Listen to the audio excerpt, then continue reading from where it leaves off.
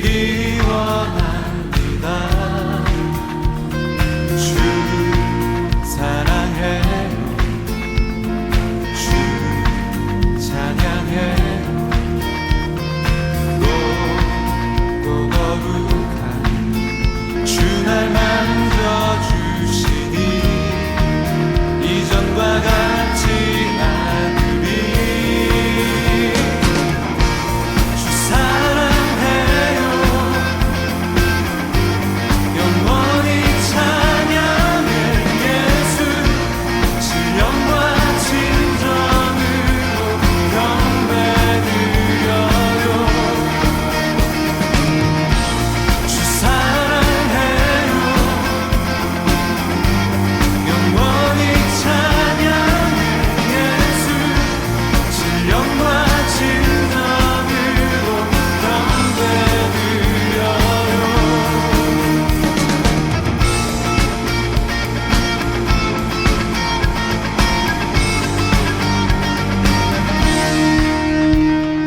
매일 주님과 함께 지내며 주의 부르심 주 마음 알기 원해.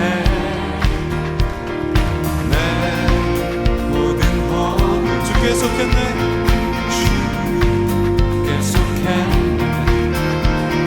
주의 부르심 주 마음 알기 원해. 내 생명 주께 속했네. 주 사랑해요. 영원히 찬양해. 예수 신령과 진정으로 경배드려요. 주 사랑해요. 영원히 찬양해. 예수 신령과 진정으로 경배드려요.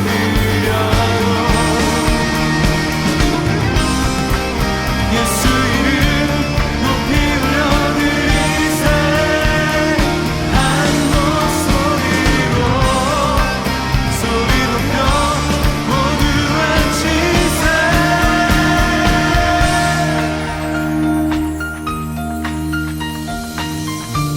주 사랑해요. 영원히 찬양해. 예수 신령과 진정으로 경배드려요. 주 사랑해요. 영원히 찬양해. 예수 신령과 진정으로 경배드려요. 주 사랑해요. 주 사랑해요. 영원히 찬양해. 예수 신령과 진정으로 경배드려요. 주 사랑해요. 영원히 찬양해. 예수 신령과 진정으로 경배드려요.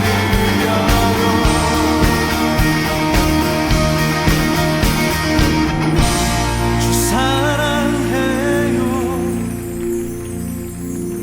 영원히 찬양해. 예수 신령과 진정으로 경배드려요.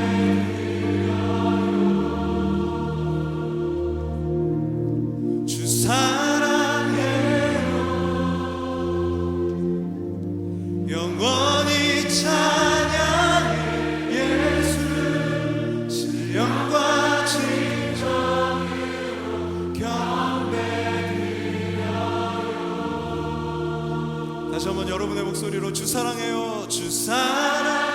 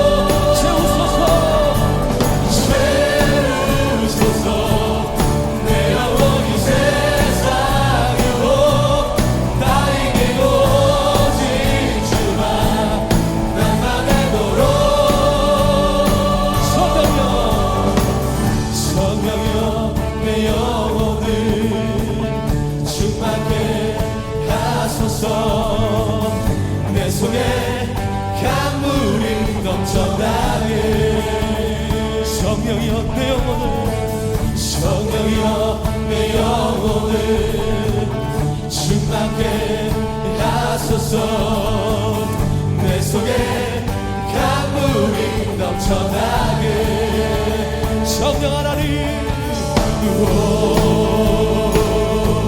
성령 하나님 나 다시 새롭게 하소서 채우소서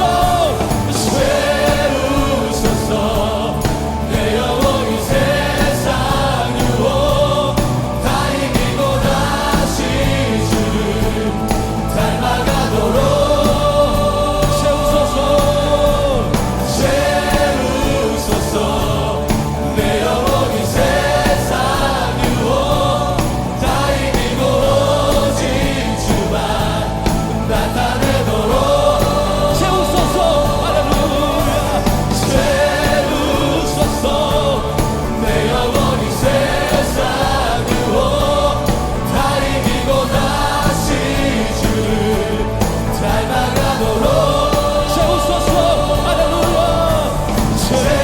채우소서 내 영혼이 세상 유혹 다 이기고 오직 주만 나타내도록 다시 한번 성령이여 내 영혼을 성령이여 내 영혼을 주님 앞에 간구합시다 충만케 간절한 마음으로 주님 앞에 나아갑시다 내 속에 강물이 넘쳐나게 성령이여 내 영혼을 성령이여 내 영혼을 충만케 하소서 내 속에 강물이 넘쳐나게 성령 하나님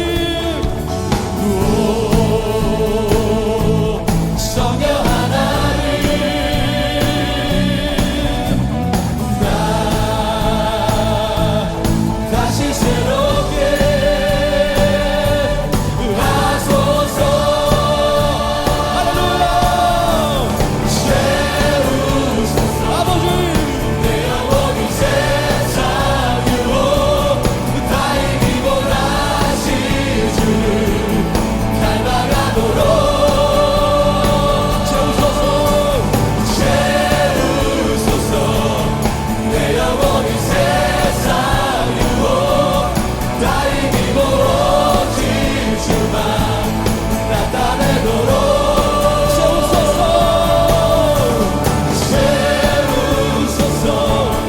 내 영혼이 세상 유혹 다 이기고 다시 주를 닮아가도록 채우소서 내 영혼이 세상 유혹 다 이기고 오직 주만 나타내도록 아멘 아멘 채우시옵소서 아멘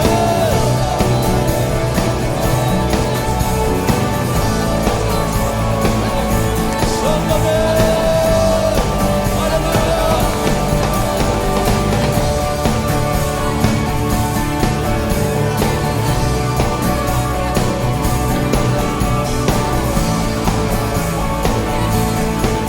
다시 한번 나갑니다 채우소서 할렐루야 채우소서 내 영혼이 세상 유혹 다 이기고 다시 주를 닮아가도록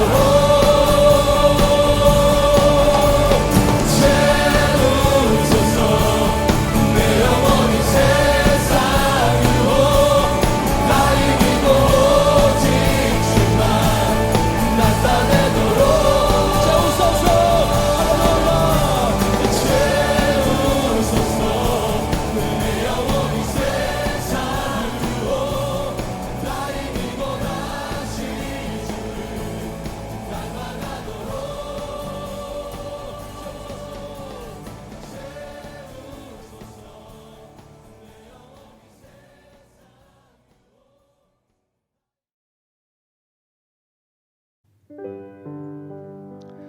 사랑합니다. 오늘 수요 예배에 나오신 우리 성도님들을 축복합니다. 오늘도 우리가 예배에 나아가기에 앞서서 같이 한번 기도하면 좋을 것 같은데요. 우리가 같이 기도할 때 하나님 오늘도 이 예배를 통하여 우리에게 필요한 은혜를 허락해 달라고 우리 같이 한번 그렇게 기도하며 나아가겠습니다. 다 같이 기도하시죠. 하나님 감사합니다. 하나님 오늘도 하나님 필요한 은혜를 베푸실 줄 믿습니다. 우리 가운데 일하실 하나님을 기대하며 나아갑니다. 하나님 오늘 우리가 주님을 찾으며 나아갈 때 주님께 우리의 시선을 고정하며 마음을 고정하며 나아갈 때 하나님 필요한 은혜를 부어주실 줄 믿습니다. 하나님 오늘도 위로가 필요한 자 있습니까? 하나님의 능력의 손길이 필요한 자 있습니까? 하나님 놀라운 은혜로 하나님 채워주옵소서. 주님을 기대합니다. 예배 가운데 역사하신 하나님을 기대합니다. 주님 앞서 나오시옵소서. 우리 다 같이 찬양하며 나아가겠습니다. 주의 임재 앞에 잠잠해 주 여기 계시네. 와서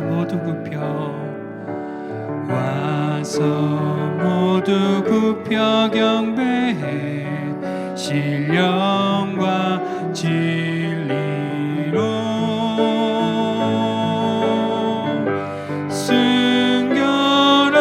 순결하신 주님 거룩한 존전에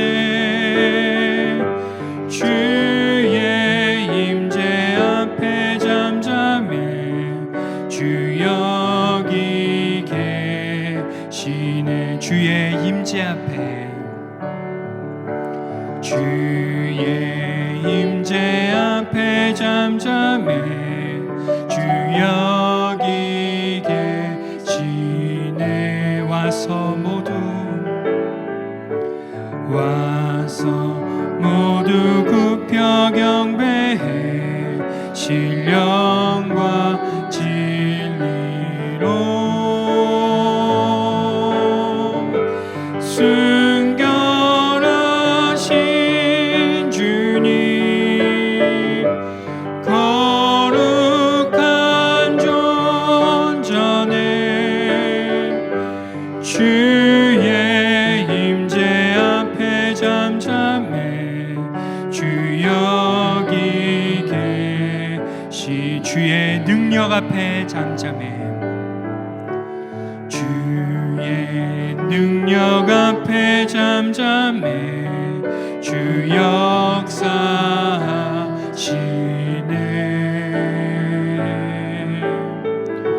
죄 사하고 치유하시네. 놀라운 주네. 주 믿는 자에게 능치 못함 없네. 주의 능력 앞에 잠잠해 주 역사하시. 주 믿는 자에게 주 믿는 자에게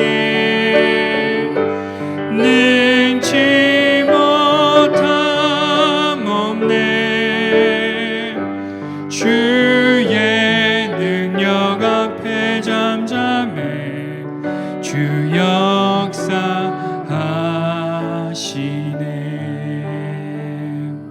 아멘. 오늘 능력 많으신 우리 하나님께서 이 예배 가운데 역사하실 줄 믿습니다. 아멘. 우리 이 시간 힘차게 박수하면서 찬양하겠습니다. 아마 새로운 찬양일 것도 같은데요, 우리 힘차게 하죠. 다 같이 할까요? 주 임재하시는 곳에 우리 함께 찬양하리. 일어나 기쁨으로 소리 높여 찬양해. 다시 한번 해보죠. 주 임재하시는 곳에 우리 함께 찬양하리. 일어나 기쁨으로 소리 소리 높여 찬양해. 내 영혼 노래하며 춤추게 하시네. 기쁨의 이유 되시네. 주님, 주 임재하시는 곳에 우리 함께 찬양하리. 일어나 기쁨으로 소리 높여 찬양해. 두 손을 들고서 소리 높여 두 손을 들고서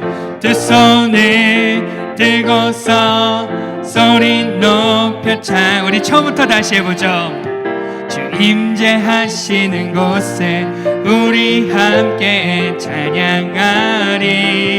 일어나 기쁨으로 소리 높여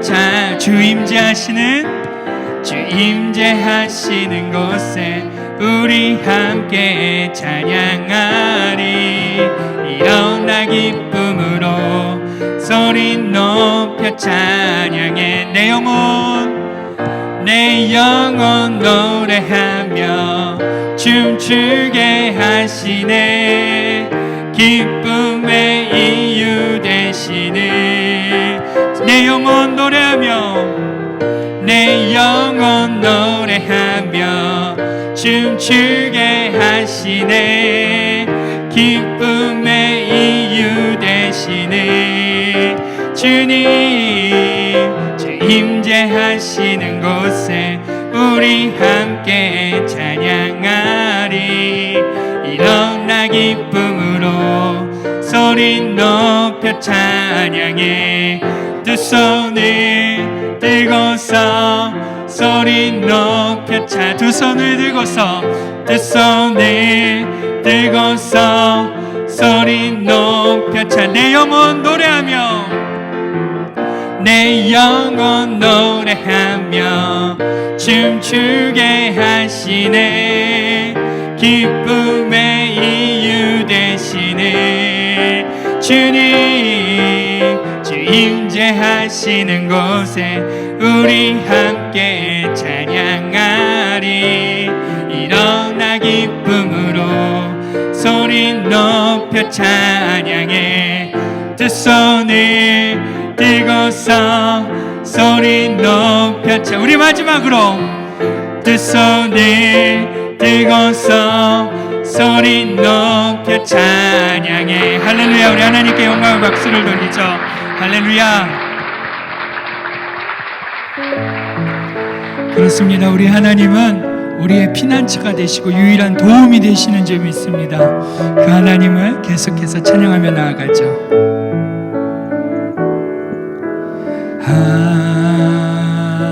하나님은 우리의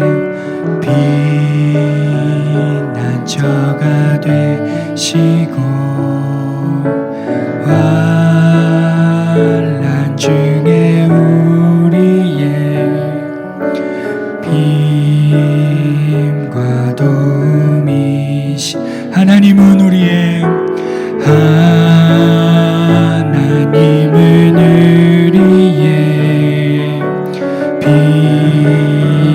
피난처가 되시며 환난 중에 우리의 힘과 도움이시라. 너희는 가만히 있어. 너희는 가만히 있어. 주가 하나님 되말지어다. 열방과 세계 가운데 주가 높임을 받으리라. 사랑합니다 내 아버지.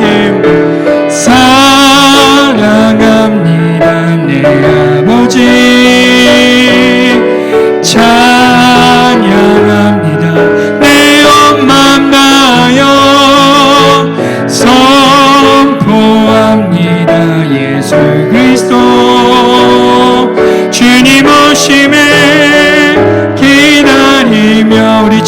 다시 한번 고백하죠.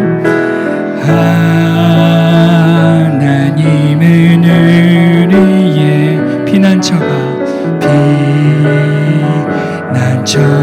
되시며 환난 중에 우리의 힘과 도움이신 하나님은 우리의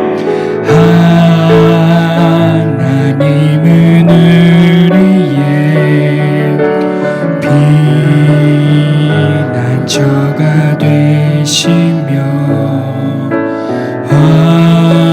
환난 중에 우리의 힘과 도움이시라. 아멘. 그렇습니다. 하나님, 너희는 가만히 있어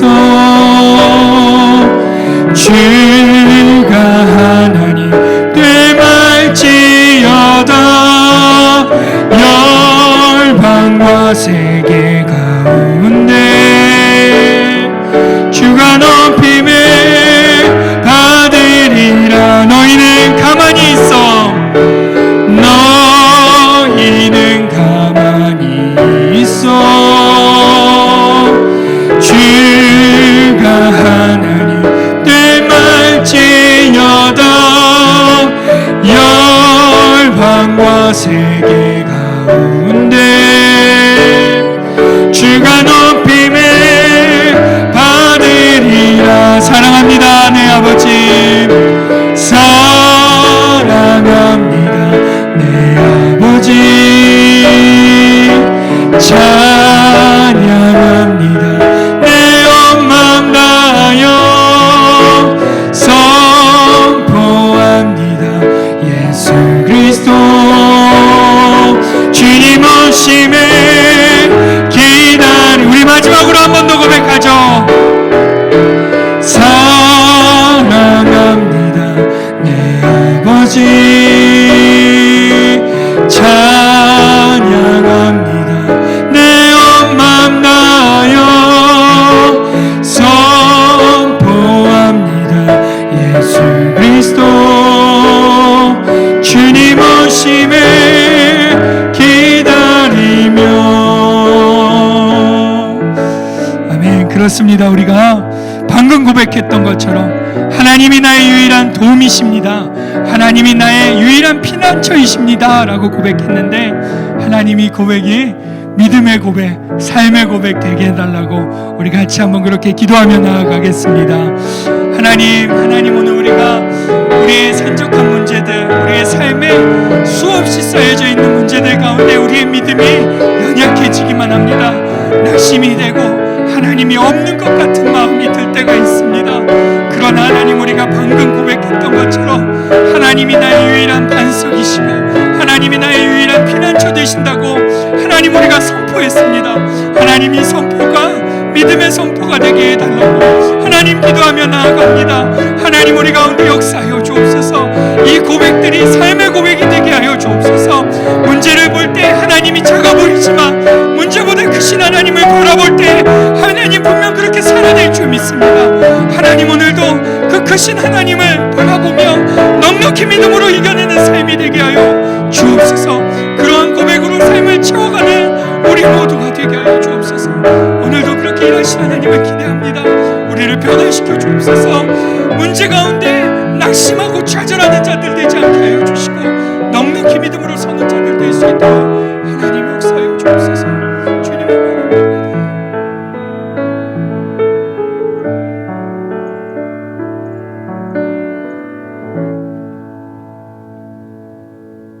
사랑해 주님 감사드립니다. 오늘도 주님 앞에 나와 찬양하며 또 말씀 들으며 기도하게 해주셔서 감사를 드립니다. 하나님, 오늘도 말씀을 통하여 주님 가르쳐 주시고 우리가 마땅히 알 바를 알게 하여 주시고 고백하는 내용들이 무엇인지를 알게 하여 주셔서 하나님, 올바른 고백, 살아있는 고백, 주님이 원하시는 고백을 드리게 하여 주시며 그 고백대로 살 수 있는 믿음과 용기를 허락하여 주시옵소서. 이 시간 성령님께서 도와주옵기를 소원하오며 살아계신 예수님의 이름으로 기도드립니다. 아멘. 오늘 우리에게 주신 하나님의 말씀 베드로전서 3장 15절의 말씀입니다. 제가 가진 신약성경 380쪽입니다. 베드로전서 3장 15절 한 절이기 때문에 우리가 함께 합독하기를 원합니다. 베드로전서 3장 15절입니다. 시작. 너희 마음에 그리스도를 주로 삼아 거룩하게 하고 너희 속에 있는 소망에 관한 이유를 묻는 자에게는 대답할 것을 항상 준비하되 온유와 두려움으로 하고 아멘. 제가 이번이 사도신경에 대해서 세 번째 설명하는 날입니다. 사실 이 사도신경에는 예수님에 대한 얘기가 3분의 2가 나왔다고 제가 지난주에 말씀을 드렸는데요.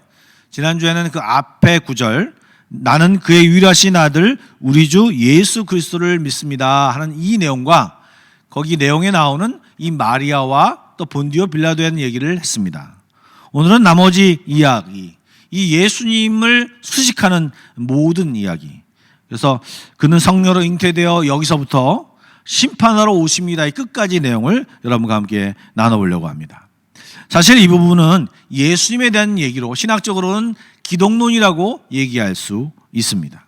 사실 오늘 내용이 약간 성경 공부처럼 하는 내용이기 때문에 좀 딱딱할 수 있습니다. 그리고 이미 이런 쪽으로 성경 공부를 하신 분들은 또 얘기를 듣나라는 생각이 들 수 있지만 한번 쭉 따라오시면서 여러분이 가진 생각과 또 우리가 신앙 고백하는 내용들을 정리하는 시간이 되기를 간절히 원합니다. 우리가 먼저 성자 하나님 예수님에 대한 내용을 사도신경의 그 부분만 우리 슬라이드에 나와 있죠. 함께 우리 한번 읽어보도록 하겠습니다. 나는 그의 유일하신 아들 우리 주 예수 그리스도를 믿습니다. 그는 성령으로 잉태되어 동정녀 마리아에게서 나시고 본디오 빌라도에게 고난을 받아 십자가에 못 박혀 죽으시고 장사된 지 사흘 만에 죽은 자 가운데서 다시 살아나셨으며 하늘에 오르시어 전능하신 아버지 하나님 우편에 앉아 계시다가 거기로부터 살아있는 자와 죽은 자를 심판하러 오십니다. 아멘. 이렇게 그는 성령으로 잉태되어서부터 그다음에 맨 마지막에 죽은 자를 심판하러 오십니다 라고 하는 이 내용이 모두 다 위에 보면 예수 그리스도 이것을 다 수식하는 단어입니다. 영어로 말하면 관계대명사를 두고 모두 다 예수 그리스도를 다 수식하고 있습니다. 먼저 성령으로 잉태되었다라는 말이 나오죠. 여기서부터 여러분과 함께 얘기를 좀 나눠보려고 합니다. 예수님이 이 땅에 오셨을 때 바로 성령으로 이 마리아의 자궁에 잉태되게 하셨다. 즉 성령 하나님이 이 예수님이 사람 되게 하심에 관여하고 있음을 이 사도신경에는 이야기하고 있습니다. 성경에도 물론 얘기하고 있고요. 즉 하나님이 일하실 때는요, 이 성령, 성부, 성자, 성령 이 삼위일체 하나님이 대부분 함께 일하십니다. 여러분 천지를 창조하실 때도 하나님이 천지를 창조하시다 창세기 1장 1절에 말씀하셨죠. 근데 2절 말씀에 보면 성령님이 거기 계셨음을 알려주고 있습니다. 창세기 1장 2절 말씀을 제가 읽어보겠습니다. 땅이 혼돈하고 공허하며 흑암이 기쁨 위에 있고 하나님의 영은 수면 위에 운행하시니라. 아멘. 이렇게 창세 때 삼위일체 하나님이 성령 하나님이 성부 하나님과 함께 계셨고 또 그곳에 요한복음에 보면 예수님도 함께 계셨음을 나타내고 있는데요. 이렇게 함께 일하심을 나타내고 있습니다. 그런데 이 사도신경을 또 얘기하다 보면 이 좀 비그리스도인 또는 예수를 믿는 분들 가운데서도 이 동정녀 마리아에게서 나셨다 그리고 성령이 잉태하게 했다 하는 이 부분에 대해서 잘 믿지 못하고 어떻게 그럴 수 있느냐라는 말을 하시는 분들이 굉장히 많습니다. 여기서 이 부분에 대해서 저는 두 가지를 좀 얘기하고 싶은데요. 여러분 먼저 자기가 이해되지 않는다고 해서 무엇이든지 아니라고 그건 말도 안 된다라고 얘기하는 것은 조금 위험한 생각입니다. 제가 새신자 교육 때 나눈 예화가 있습니다. 어떤 예화인지 여러분들께 다시 한번 소개하기를 원합니다. 한 호수에 어떤 여행객이 지나가게 되었습니다. 한 할아버지가 거기서 낚시를 하고 계셨는데 이 낚시를 되게 잘 하시는 것 같아서 이 여행객이 거기에 머물러서 그 할아버지가 그 낚시하는 것을 보게 되었습니다. 근데 한번 이렇게 딱 해서 이렇게 낚았는데 월척을 낚으신 거예요. 이제 이 여행자도 이제 흥분된 마음으로 지켜보고 있는데 할아버지가 그것을 딱 낚으시더니 이제 그 바늘을 빼고 그 낚은 고기를 손바닥으로 이렇게 손으로 재보더니 갑자기 그 월척인 그 고기를 그냥 그 호수로 다시 되돌려 보내주는 것입니다. 너무나도 신기해서 이렇게 계속 지켜봤는데 계속 잡으시면 이 손바닥으로 재면서 그 어느 정도 큰 고기는 내어버리고 그 다음에 자기 손바닥에 이렇게 좀 보기에 작은 고기는 그 자기가 갖고 있는 어망에 고기가 거기에 넣는 것을 보게 되었습니다. 너무나도 신기해서 그 여행객이 할아버지에게 물어봤습니다. 할아버지, 왜 큰 물고기를 잡으면 놓아주고 그 작은 물고기만 가지시나요? 라고 물어봤습니다. 그러자 그 할아버지가 한 말이 우리 집 프라이팬 사이즈가 25cm야. 그러니까 그보다 큰 물고기는 필요 없다네 라고 대답했다고 합니다. 여러분, 우리가 하나님이 행하신 일을 이해하려고 할 때, 우리가 신앙을 생각할 때 나의 생각이 얼마나 제한적이고 주관적인 건가를 지금 얘기하는 이 말입니다. 무슨 말이냐? 내 후라이팬 사이즈가 25cm이기 때문에 그 이상 된 것은 나는 이해하지 못하겠어. 이것은 그냥 나랑 상관없는 얘기야. 버려버린다면 얼마나 참 어리석은 것이겠습니까? 내 이 후라이팬 사이즈를 25cm, 26cm, 27cm 넓혔다고 그냥 위로하고 성숙했다라고 축하할 일이 아니라 정말 하나님을 모시기 위해서는 그냥 25cm, 26cm가 아니라 공룡보다 더 큰 하나님을 받아들여야 하기 때문에 그냥 내 수준의 어떤 논리 싸움을 이제 끝내셔야 하나님을 이해하고 하나님을 받아들일 수 있는 것입니다. 이것이 우리의 커다란 과제이죠. 즉 내가 납득하면 믿겠습니다 라고 하는 이 말은 사실은 신앙적인 말이 아닌 것입니다. 여러분, 당사자 오늘 이 동정녀 마리아, 이 처녀의 몸으로 잉태된 그 마리아 당사자도 천사가 나타나서 네가 이제 잉태할 것이라고 말하자 자기가 이해되지 않으니까 이렇게 묻습니다. 누가복음 1장 34절부터 나와 있는 말씀인데요, 34절 말씀에 이렇게 나와 있습니다. 마리아가 천사에게 말하되 나는 남자를 알지 못하니 어찌 이 일이 있으리까 라고 묻습니다. 그때 천사가 이렇게 말합니다. 천사가 대답하여 이르되 성령이 내게 임하시고 지극히 높으신 이의 능력이 너를 덮으시리니 이러므로 나실 바 거룩한 이는 하나님의 아들이라 일컬어지리라 얘기합니다. 그리고 37절에 이렇게 얘기하죠. 대저 하나님의 모든 말씀은 능하지 못하심이 없느니라 얘기합니다. 하나님이 못하신 일이 없다라고 말합니다. 즉 우리의 가진 생각으로 하나님의 생각을 이해하려고만 생각하면 좀 곤란하단 말이죠. 두 번째는요, 이 첫 번째 말씀 중에 나오는 이 대저 하나님은 모든 말씀은 능하지 못함이 없느니라, 이 말씀과 연결을 생각할 수 있는 부분인데요, 무슨 말이냐? 우리가 앞에 부분, 사도신경 앞에 부분에 나온 얘기가 무엇입니까? 나는 전능하신 아버지 하나님 천지의 창조주를 믿습니다. 나는 그의 유일하신 아들 우리 주 예수 그리스도를 믿습니다. 즉 하나님의 전능하심, 그리고 이분이 창조주이다, 그리고 예수 그리스도가 이분의 아들이다 라고 하는 것을 믿는다면, 전능하심을 믿고 하나님이 창조주를 믿는다면, 여러분, 처녀의 몸으로 아기를 만드는 것, 사실 그 창조주의 입장에서 본다면 그것이 굉장히 하찮은 것이라고 생각되지 않습니까? 그것이 힘든 일이라고 생각되십니까? 저는 그렇게 생각하지 않습니다. 천지를 만드시고 모든 것을 이루시고 전능하신 분이라면 그것은 정말 진짜 사소한 것이 아닐까 생각이 되어집니다. 즉 우리가 가진 사고방식, 우리가 가진 과학적인 한계로만 생각한다면 그것이 굉장히 이해하기 어려운 일이라고 생각이 되어지지만, 하나님을 창조주로 믿는다면, 하나님을 전능하신 하나님으로 믿는다면 이것은 아무것도 아니라고 하는 것입니다. 즉 믿음의 고백으로 하면 이것은 우리가 쉽게 고백할 수 있는 내용이라고 하는 것입니다. 아울러 이 부분을 얘기하면서 이 마리아에 대한 부분을 좀 잠깐 얘기하기를 원합니다. 천주교에서는 이 성모 마리아를 신격화하여서 그들의 한 주장에는요, 이 성모 마리아가 평생 동정녀였다, 처녀로 살았다라고까지 이 얘기합니다. 왜냐하면 이 동정녀 마리아를 추앙하다 보니까 이 처녀로 살았음을 좀 이렇게 얘기하고 싶었던 것 같습니다. 그런데 여러분 잘 아시는 것처럼 마태복음 1장 24절 25절 말씀에 보면 이런 말씀이 나옵니다. 요셉에게 이제 이 마리아에게 잉태되어 아기를 낳을 것이다 얘기할 때 요셉이 이제 들은 얘기죠.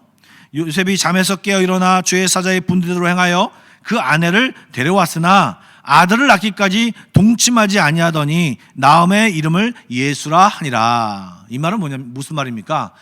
예수님을 낳기까지 그 아내 마리아와 동침하지 않았다는 얘기는 그 이후에는 동침했다는 얘기가 됩니다.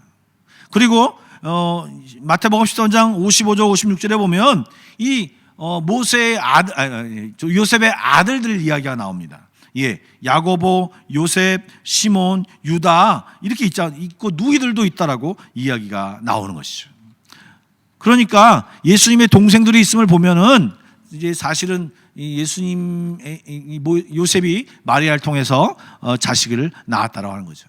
천주교에서는 이것을 어떻게 주장하냐면 이들은 예수님의 동생이 아니라 사촌 동생이다라고 얘기합니다. 이것은 예수님의 어머니를 신격화하기 위해서 잘못된 어떤 연구라고 생각합니다. 우리는 마리아를요, 참 좋은 신앙인, 성도 중에 정말 뛰어난 믿음을 가진 사람 중에 하나라고 생각하고 그분을 존경하지, 그분을 신격화, 주님과 동등되거나 뭐 이렇게 높여서 생각하지는 않습니다. 그런데 우리가 여기서 깊이 생각해야 될 것은 뭐냐면 왜 마리아가 처녀로 예수님을 낳아야 했을까라고 하는 것에 집중해야 됩니다. 이 마리아가 처녀라고 하는 것을 왜 어떻게 가능합니까? 안 가능합니까? 이게 중국보다도 왜 처녀로 이 예수님이 잉태되어야 했나를 우리가 좀 더 깊이 생각해 봐야 합니다. 왜 예수님을 요셉과 마리아의 사이에 그냥 아들로 태어나서 그 일을 감당하면 안 됐을까라고 하는 이 부분을 우리가 생각해야 됩니다. 제가 로마서를 설명하면서 말씀을 드린 내용이기도 합니다. 여러분, 죄값을 치르기 위해서는요, 죄가 없는 사람이 필요했습니다. 그런데 아무리 찾아도 없는 거예요. 첫 번째 조건이 죄 없는 사람이죠.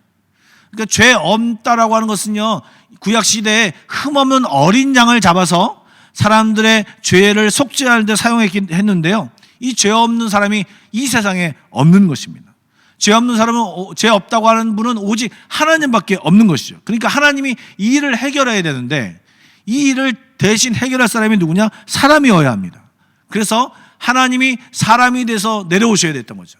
그런데 만약에 요셉이 이 마리아와 관계를 맺어서 아기를 낳았을 때 예수님이 그걸 통해서 왔다면 이 아담이 갖고 있던 그 죄의 유전이 요셉을 통하여 예수님 앞에 전달되기 때문에 예수님도 사람이기 때문에 그것이 죄의 유전을 받을 수밖에 없기 때문에 그 상태로는 이 속죄제물이 죄 없는 속죄제물이 될 수가 없기에 이 혈통을 따라 내려오는 인간의 아들이 될 수는 없었다는 것이죠. 그래서 하나님이 성령으로 따르게 잉태하는, 새롭게 그 잉태하는 새로운 사람을 만들기 위해서 일부러 그 처녀의 몸에서 잉태되도록 하였다는 것이죠. 그래서 이 예수님이 그 처녀의 몸에서 태어났다라고 하는 것입니다. 그래서 예수님은 태어나셔서 이제 인간의 모습과 하나님의 그 신적인 모습을 동시에 갖는 분으로 태어나셨다고 하는 것입니다. 히브리서 4장 15절 말씀을 보면 이렇게 나와 있습니다. 우리에게 있는 대제사장은 우리의 연약함을 동정하지 못하실 리가 아니요 모든 일에 우리와 똑같이 시험을 받으신 이로되 죄는 없으시니라. 예, 하나님이시기 때문에 죄가 없으시죠. 그리고 빌립보서 2장 6절과 7절 우리가 잘 아는 말씀이죠.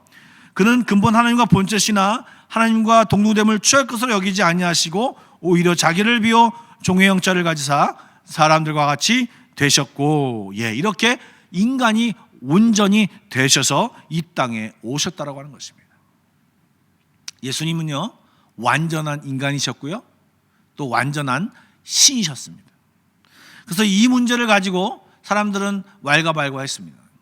초창기 초대교회 한 1세기부터 4세기경 사이에요, 수많은 이단이 나왔는데요, 이 예수님의 인성만 인정하고 신성을 부인하는 사람들, 또 예수님의 신성만 인정하고 인성을 부인하는 사람들, 수많은 이단들이 나타났습니다. 여러분 이 예수님의 인성을 부인하면요, 즉 인간이 되셔야 했는데 인간이 되심이 엉망이 되는 것입니다. 그리고 인간이 되셨기 때문에 우리의 모든 사정을 아시고 중보자가 되셔서 우리를 위해서 지금도 기도하실 수 있는 그런 분이시기 때문에 인성은 반드시 있어야 되는 것이죠. 그리고 신성도 반드시 있어야 됩니다. 왜요? 신성을 가지고 있으셔야지 죄가 없는 분이 인정이 됩니다. 그렇기 때문에 이 인성과 신성이 동시에 가진 이 예수님을 반드시 인정해야 되는 것이죠. 이것을 하나라도 인정하지 않는다면 바로 이단이 되어버릴 수밖에 없는 것입니다. 다시 사도신경을 좀 보겠습니다. 예. 그는 성령으로 잉태되어 동령녀 마리아에게 나시고, 본디오 빌라도에게 고난을 받아 십자가에 못 박혀 죽으시고, 본디오 빌라도에 대한 얘기는 지난주에 했습니다.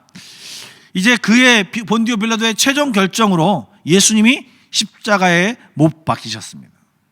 이 십자가에 못 박히심으로 우리의 죄가 사하여졌습니다. 여러분, 예수님이 살아생전에 수많은 기적을 행하셨죠. 한산병도 고치시고, 그 다음에 귀신도 내어 쫓으시고, 오병이어 같은 역사도 이루어 주셨습니다. 그런데 그런 기적들을 한마디로 이 신앙 고백은 얘기하지 않습니다. 왜요? 그 기적들은요, 다른 종교도 있을 뿐만 아니라 지금 예수님이 이 죄사함의 기적, 이 죄사함의 은혜, 이것과 비교할 때는 그것은 아무것도 아니기 때문에 그렇습니다. 뛰어나서 또 어떤 능력을 이어받아서 어떤 병을 고친 사람들은 있었을 수 있습니다. 그러나요, 유사일에 이 인간이 가졌던 죽음의 문제를 해결했던 사람이 없기 때문에, 지금 예수님이 그것을 이루신 놀라운 기적을 이루셨기 때문에 이 내용이 가장 중요한 것입니다. 단순히 병을 낫는 것이 아니라 우리가 죽는 문제, 한 사람도 이 죽음을 피할 수 없었는데 그것이 죄의 결과이기 때문에, 그런데 이 문제를 해결하신 분이 예수 그리스도라는 것입니다. 그래서 그분이 우리를 위해서 십자가에 죽으셨음을 명확하게 얘기하고 있고요. 그 다음에 이제 죽으신 다음에 장사된 지 사흘 만에, 이 말은요, 예수님이 완전히 죽었다라는 것을 얘기하는 것이죠. 그런데 이 인간의 종착역은 이 죽음이었습니다. 항상 죽음이 문제였는데 이제 예수님은 그 종착역을 넘어서 죽음이 그를 붙잡지 못하고 예수님이 부활하셨다라고 하는 것입니다. 다시 살아나셨다는 것입니다. 죽은 자 가운데서, 다른 사람은 아직 여전히 죽은 자 가운데 있지만 예수님은 그 가운데서 살아나셨다라고 하는 것입니다. 이 부분에 대해서 우리는 여러 가지 것들을 생각해야 되는데요.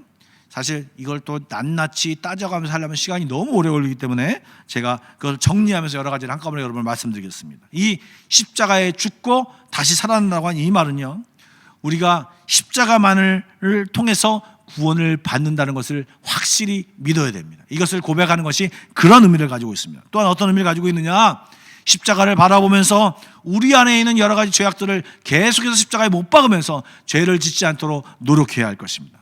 뿐만 아니라 이 고난을 받을 때 십자가를 바라보면서 최후 승리를 믿으며 기대하는 마음으로 인내하고 살아가야 할 것입니다. 뿐만 아니라 이 사명의 십자가, 이 사명의 십자가를 생각하면서 우리도 우리의 십자가를 지면서, 작은 십자가를 지면서 예수님을 쫓아가야 될 것입니다. 마지막으로 십자가에 죽으신 예수님을 부끄러워할 것이 아니라 놀라운 이 죄사함의 은총을 주신 이 예수님을 많은 사람에게 전파하는 이 결단을 드려야 하는 것이, 이 예수님이 십자가에 돌아가시고 못 박혀 죽으시고 장사된 지 사흘 만에 죽은 자 가운데서 다시 살아났으며 라는 것을 고백할 때마다 이 부분들을 생각하며 결단하고 또 각오를 하나님께 드려야 할 것입니다. 이제 그 이후에 나오는 것이 이제 부활의 이야기가 나오죠. 이 부활은요, 사실입니다. 성경이 이를 증언하고 있는데요, 그냥 말로만 증언하는 것이 아니라 상황이 그것을 증언하고 있습니다. 무슨 말이냐, 여러분 그 상황을 잘 생각해 보십시오. 제가 설교 중에 한 번 얘기를 나눈 것 같습니다. 이 제자들은, 예수님의 제자들이요, 자기가 추정하던 랍비 예수님이 죽었어요. 예수님이 이제 부활할 거래요. 근데 예수님이 그냥 힘없이 십자가에 잡혀서 십자가에 죽었어요. 이단으로 정죄돼서 죽었어요. 여러분, 그 이단으로 정죄된 예수님을 추정하고 따른다고 하는 것은요, 자기 자신도 예수님과 똑같이 잡혀 죽을 수 있다는 것이에요. 근데 예수님이 잡혀간 것을 봤기 때문에 이 제자들은 모두 뿔뿔이 흩어져 도망을 갔던 것이죠. 근데 불과 50일 만에 무슨 신경의 변화가 일어나서 갑자기 오순절날 사람들이 많이 모인 곳에 가서 예수는 그리스도라고, 너희들이 죽인 그 예수가 살아나셨다라고, 과감히 외칠 수 있었다는 것은 만약에 아무 일도 없었는데 이 일을 했다면 정말 이상한 일이지 않습니까? 여러분은 그렇게 할 수 있다고 생각이 되십니까?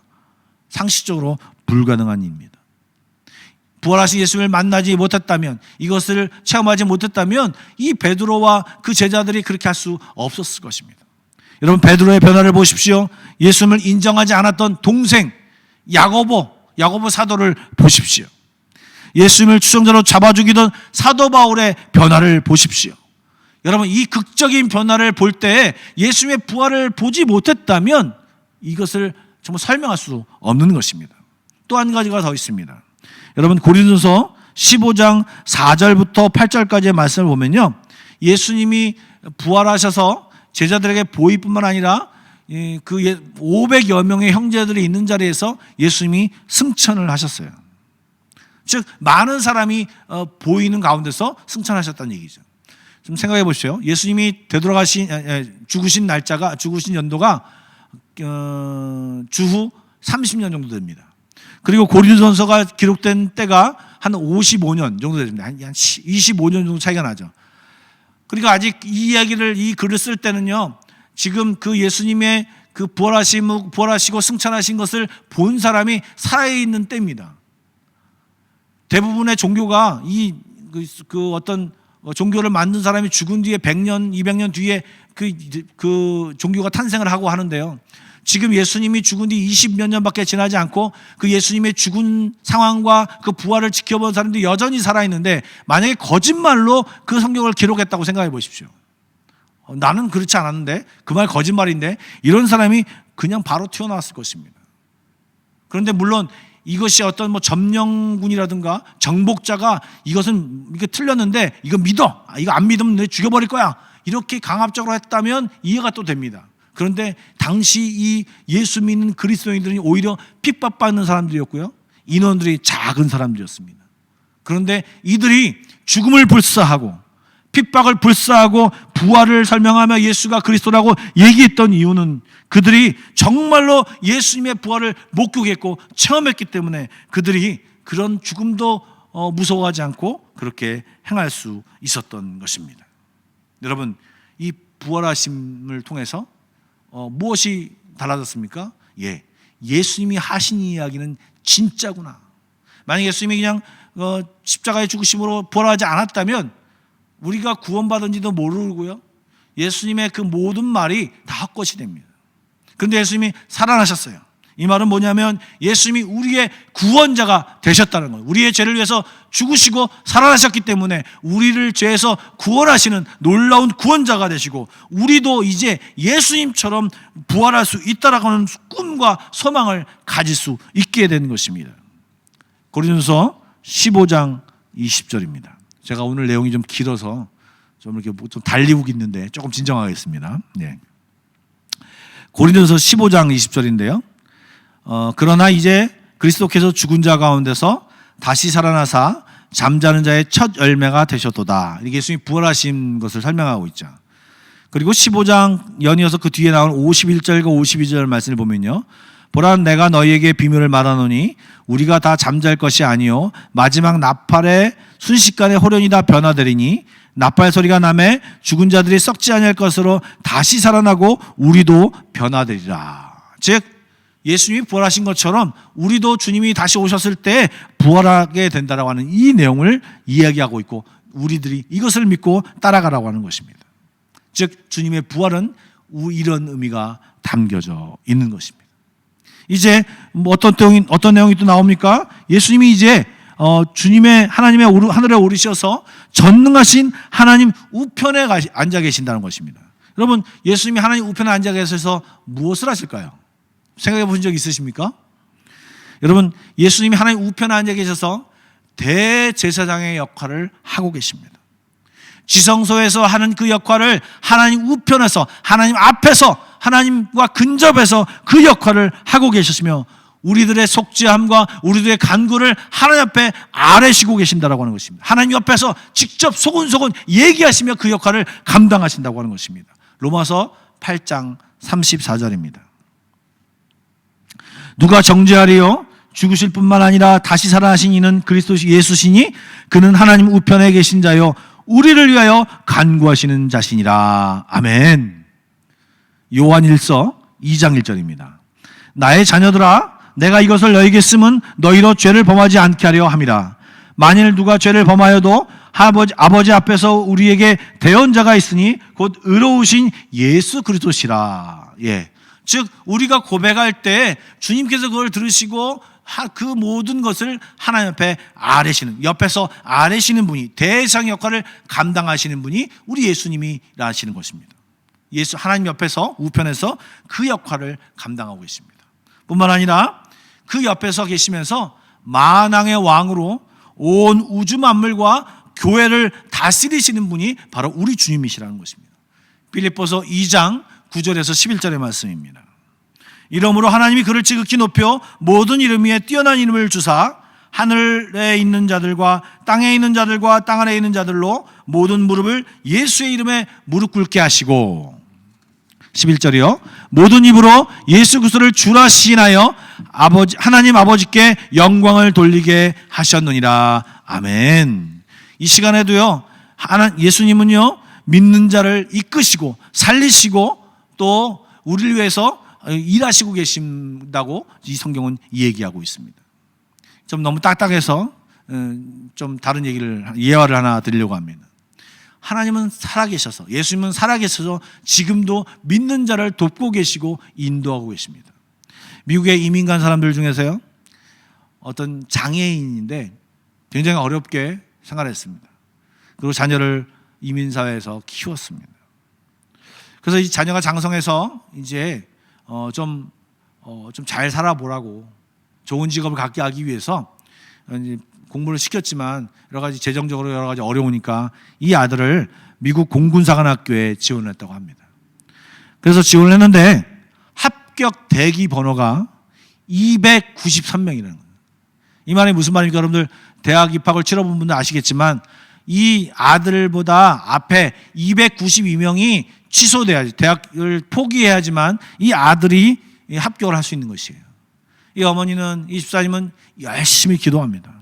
하나님, 우리 아들 이 공군사관학교에 들어가게 해주십시오. 그래서 하나님 믿음으로 사는 방법을 또 배우게 해주십시오 하면서 열심히 기도했습니다.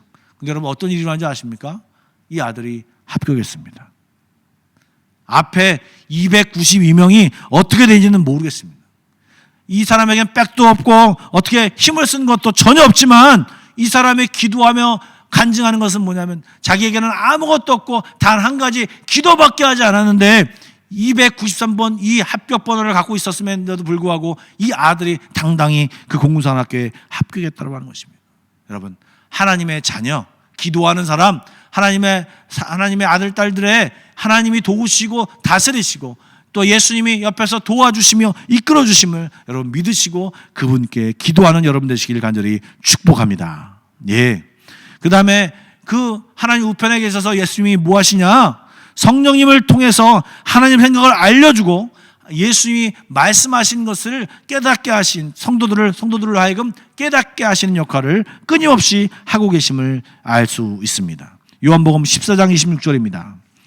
보혜사 곧 아버지께서 내 이름으로 보내실 성령 그가 너희에게 모든 것을 가르치고 내가 너희에게 말한 모든 것을 생각나게 하리라. 만약에 제가 어떤 일을 해서 깨닫지 못하면 주님께서 성령님을 통하여 정말 고목사에게 이것을 알게 하라 말씀하시면서 계속 성령님을 통해서 제 마음속에 말씀하고 계시면 제가 깨닫게 되는 거예요. 제가 깨달을 때까지 말씀하시겠죠. 이렇게 주님께서는 하나님의 우편에 계셔서 우리를 위해서 대제사장의 역할을 감당하시고 또한 중보자의 역할을 감당하시고 또한 선지자로서 우리 말씀을 전달하시면서 그것을 감당하시고 온 열방을 다스리시며 이끄시는 일들을 감당하시는 분이 바로 우리 예수님이라고 하는 것입니다. 이제 마지막 한 가지 남았습니다. 이제 이 예수님이 어떻게 하냐? 이제 심판자로 우리 가운데 오신다는 것입니다. 전능하신 아버지 하나님 우편에 앉아 계시다가 거기로부터 하늘로부터 살아있는 자와 죽은 자를 심판하러 오십니다. 예. 계시록 22장 12절 말씀에 이런 말씀이 있습니다. 보라, 내가 속히 오리니 내가 줄 상이 내게 있어 각 사람에게 그가 행한 대로 갚아주리라. 예, 주님께서 이제 오셔서 이 사람들이 이 세상상에 있는 모든 사람들을 행한 대로 갚아주겠다, 심판자로 오시겠다라고 이야기하고 있습니다. 여러분, 근데 그 심판자로 오실 때 예수님이 어떻게 오십니까? 초림 때는요 굉장히 극소수에게 알리면서 오셨죠. 물론 성경에 말씀하셨지만 태어나실 때 요셉과 마리아, 그리고 목동들, 그리고 동방박사, 그 정도가 예수님이 왕으로 오셨음을 알았죠. 그런데요, 이제 재림 때는요 그렇게 오시는 것이 아니라 모든 사람이 알 수 있도록 오신다라고 하는 것입니다. 그리스도인뿐만 아니라 비그리스도인들도 모든 사람이 예수님의 임재하심을, 온 우주가 예수님이 오고 계시는구나, 예수님이 왔구나, 이것을 알도록 주님이 오신다라고 하는 것입니다. 어디에 나와 있습니까? 사도행전 1장 11절에 나와 있습니다. 이르되 갈릴리 사람들아, 어찌하여 서서 하늘을 쳐다보느냐? 너희 가운데서 하늘로 올려지신 이 예수는 하늘로 가심을 본 그대로 오시리라 하였느니라. 하는 그 밑에서 제자들이 주님이 올라가심을 보고 있죠. 근데 이렇게 올라가신 것처럼 보는 가운데 주님이 내려오신다는 얘기죠. 뿐만 아니라 마태복음 24장 30절의 말씀은 이렇게 나와 있습니다. 그때 인자의 징조가 하늘에서 보이겠고, 즉 예수님이 오시는 것이 징조가부터 보이겠다는 것입니다. 그리고 그 주님이 오실 그때 땅의 모든 족속들이 통곡하며, 예수를 믿지 않는 사람들이겠죠. 그리고 그들이 인자 구름을 타고 능력과 큰 영광으로 오는 것을 보리라. 예, 구름, 이제 사도행전에 보면 그가 구름을 올라가실 때 구름이 그를 가리웠다는 말이 나오는데, 이제 구름을 타고 큰 능력과 큰 영광으로 오시겠다라고 이야기하고 있는 것입니다. 그런데 그분의 임재는 또 뭐라고, 재림은 또 뭐라고 얘기하냐면, 분명히 모든 사람이 보고 모든 사람이 알 수 있도록 내려오지만 그때와 그 시는 알 수 없다, 누구도 알 수 없다, 돌발적으로 너희들이 방심하는 틈을 타서 너희들이 알 수 없는 시간을 따라서 오겠다라고 얘기하죠. 1992년인가요? 다미선교회에서, 그때 제가 기억하기 10월 28일인가 그런데요. 그때 예수님이 오신다고 그래서 사람들이 막 흰 옷을 입고 막 예배하면서 그것을 기다렸던, 그 뉴스로 막 이렇게 중계도 했던 기억이 납니다. 여러분, 그렇지 않습니다. 아무도 모르게 돌발적으로 오신다고 하는 것입니다. 마가복음 13장 32절 33절입니다. 그러나 그날과 그때는 아무도 모르나니 하늘에 있는 천사들도 아들도 모르고 아버지만 아시느니라. 주의하라, 깨어있으라, 그때가 언제인지 알지 못함이라. 예, 또 데살로니가 후서 1장 7절부터 9절 말씀은 이렇게 나와 있습니다. 환난을 받는 너희들에게는 우리와 함께 안식으로 갚으시는 것이 하나님의 공이시니 주 예수께서 자기의 능력의 천사들과 함께 하늘로부터 불꽃 가운데 나타나실 때 하나님을 모르는 자들과 우리 주 예수 그리스도의 복음을 복종하지 않는 자들에게 형벌을 내리시니 이런 자들은 주의 얼굴과 그의 힘의 영광을 떠나 영원한 멸망의 형벌을 받으리로다. 아멘. 즉 재림은요 돌발적으로 오시기도 하지만 이 재림은요 이제 모든 구원을 완성시키는, 이 완성시키는 역사를 끝내시는 그 하나님의 일을 지금 예수님이 재림하실 때 하시겠다라고 하는 것입니다. 즉 구원을 완성, 즉 믿는 자와 믿지 않는 자, 하나님 앞에 순종하는 자, 불순종하는 자를 나눠서 또 순종하는 자를 생명의 부활로, 또 순종하지 않는 자를 심판의 부활로 하나님이 주님께서 나누셔서 그것을 받으시겠다라고 하는 것입니다. 요한복음 5장 28절 29절 말씀이 지금 제가 방금 전에 말씀드린 것이 나옵니다. 이를 놀랍게 여기지 말라. 무덤 속에 있는 자가 다 그의 음성을 들을 때가 오나니 선한 일을 행한 자는 생명의 부활로, 악한 일을 행한 자는 심판의 부활로 나오리라. 이렇게 얘기하는 것입니다. 즉 예수님이 부활하실 때는요 이제 세상 끝날 종말이 오거든.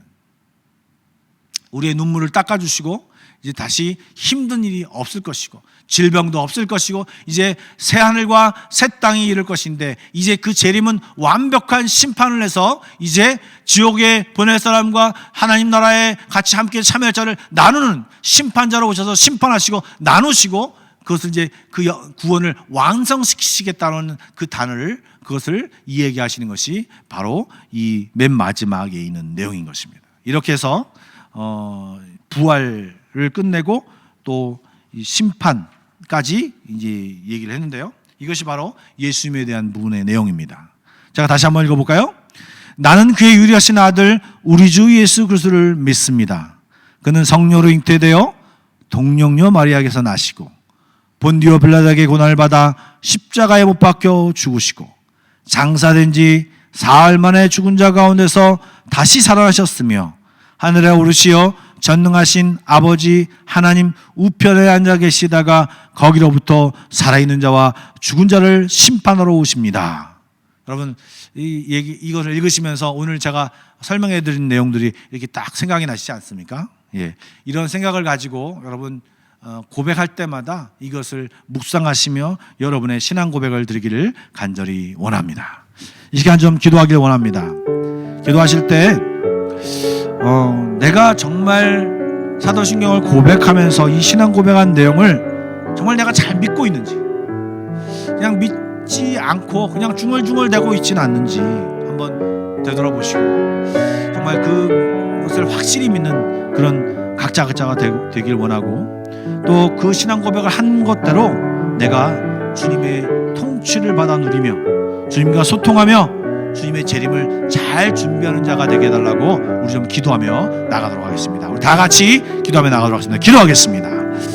사랑해 주님 감사드립니다. 오늘도 정말 빠르게 사도행전 굉장히 긴 부분을 같이 나누었습니다. 하나님 도와주시고 인도해 주셔서 예수님이 우리를 위해 이 땅에 오셨고 또 우리를 위해 십자가에 돌아가셨고 또 고난받으셨고 또 부활하셨고 하늘에 오르시고 지금도 하나님이 우편에 앉아 계셔서 우리를 위하여 중보하시며 또한 다스리시며 또한 말씀으로 성령님을 통하여 우리에게 말씀하시는 일들을 너무나도 쉬지 않고 감당하시는 주님을 바라보니 하나님 그런 주님을 기억하게 하여 주시고 결단하게 하여 주시며 주 앞에 우리의 삶을 돌이키게 하여 주시고 바로서게 하여 주시고 정말 우리가 맞는 신앙 고백, 정말 아버지 하나님 우리가 믿고 있는 신앙 고백을 온전히 드리게 하여 주시고 정말 하나님과 온전한 관계를 누리며 살아가는 저희들이 생각이 될 수 있도록 주여 인도하여 주옵소서. 부족한 저희들을 용서하여 주시고 다시 결단하게 하여 주시고 이 신앙 고백할 때마다 깨닫는 놀라운 역사가 일어나며 다시금 온전히 돌아서려는 그 믿음의 고백이 정말 될 수 있도록 주여 인도하여 주옵소서. 그렇게 하시 하나님을 찬양합니다. 주여 인도하여 주옵소서. 예수님. 사랑해 주님 감사드립니다. 오늘도 이 신앙 고백을 통하여서 하나님 정말 우리의 부족한 부분들을 보았습니다. 우리가 날마다 고백하지만 정말 그렇게 믿고 있는지를 되돌아 보았습니다. 하나하나를 따져보며 정말 우리를 위해서 이렇게 일하시고 또 일하셨고 일하시고 계시고 있고 앞으로 일하실 주님을 생각하며 감사를 드립니다. 하나님 감사를 드립니다. 주님 이제 그 주님의 노력하심과 주님의 일하심에 부끄럽지 않도록 하나님 우리가 주 앞에 결단하게 하여 주시고 합당한 생활을 할 수 있도록 주님 인도하여 주옵소서. 성령님 도와주시옵소서. 열심히 살 길을 주님 앞에 결단합니다. 함께하여 주옵소서. 하나님 우리의 고백이 정말 믿음의 고백이 될 수 있도록 정말 주님 간절히 바라오며 살아계신 예수님의 이름으로 기도드리옵나이다. 아멘. 이제는 우리 주 예수 그리스도의 은혜와 하나님 아버지의 놀라우신 사랑하심과 성령님의 감화감동 교통하심이 하나님 우리가 신앙 고백할 때 우리의 입으로 주절주절거리며 믿음 없는 고백이 아니라 정말 마음 다하여 고백하게 하여 주시고 똑바로 알고 고백하게 하여 주시고 우리의 믿음을 드리는 귀한 고백이 될 수 있도록 다짐하는 모든 성도들 머리 위에 우리 한마음교회 위에 지금부터 영원까지 함께 하시기를 간절히 축원하옵나이다. 아멘.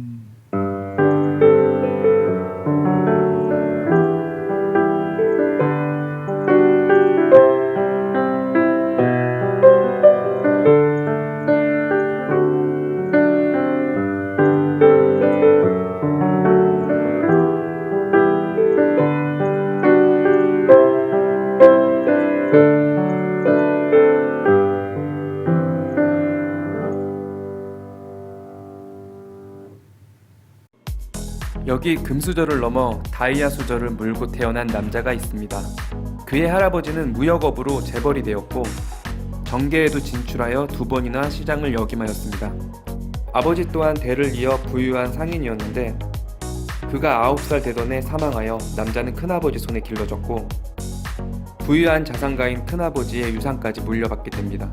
막대한 정치적 영향력을 갖고 있는 할아버지가 후원해주고 아버지와 큰아버지의 재산으로 꽃길이 보장된 이 남자, 그리고 자신이 가진 이 모든 것을 주님의 영광을 위해 바친 남자. 오늘은 영국의 노예 제도를 폐지시킨 위대한 정치가 윌리엄 윌버포스에 대한 이야기입니다. 윌버포스는 1776년 세인트 존스 칼리지에 입학합니다. 그는 막대한 부에 취해 술과 도박 및 온갖 유흥에 빠졌고 공부도 대충 했으며 대학에서 학점은 바닥이었습니다. 씀씀이가 만수르에 버금갔던 그는 단점도 많았지만 노력 없이 물려받은 불이한 재물로 친구를 사귀입니다. 꼭 돈 때문이 아니라도 신이 주신 재능인 말솜씨 덕분에 그를 좋아하는 사람들이 많았고 윌버포스의 친구 중에는 영국 최연소 수상이 될 윌리엄 피트도 있었습니다. 그는 핵인싸였죠. 이쯤 되면 타락한 자본가로 전락하기 딱 좋은 환경인데 그에게는 큰아버지가 물려준 한 줄기 빛이 있었습니다. 바로 복음주의 신앙이었습니다. 현재 감리교는 대표적인 교단 중 하나지만 당시 영국에서는 감리교에 대한 인상이 좋지 않았습니다. 존 웨슬리를 비롯하여 감리교도들은 교리에 엄격한 별종 취급을 받았습니다. 윌버포스의 할아버지는 복음주의자와 어울리면 재산을 안 물려준다고 엄포를 놓았습니다. 할아버지의 엄포에 복음주의를 내려놓은 윌버포스는 여전히 흥청거리며 살았고 1780년 21살의 나이에 하원의원에 당선됩니다. 당시는 매표행위가 관행이었기에 별다른 정치인식 없었던 윌버포스도 재력으로 의원에 쉽게 당선됩니다. 할 일이 딱히 없어서 정치를 하게 된 부잣집 도련님. 그런데 뜻하지 않은 행운은 계속 따릅니다. 그의 절친인 피트가 24살의 나이로 최연소 영국 수상이 되면서 이 문제아의 정치적 입지가 단단해집니다. 완벽한 백이 생긴 데다 막대한 부와 천부적인 웅변 실력까지 갖춘 윌버포스. 이제 그의 인생은 탄탄대로로 보였습니다. 운이 좋아도 너무 좋아서 인생이 두루마리 휴지처럼 술술 풀리는 이 철부지 도련님. 그가 위대한 그리스도의 길을 가게 될 줄 누가 알았겠습니까? 1784년 전까지는 말이죠.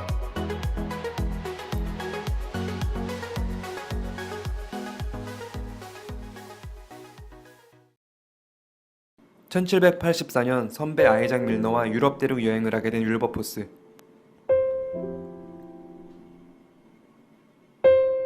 그는 밀너와 종교에 대한 이야기를 나누던 중 자신의 신앙을 돌아보게 됩니다.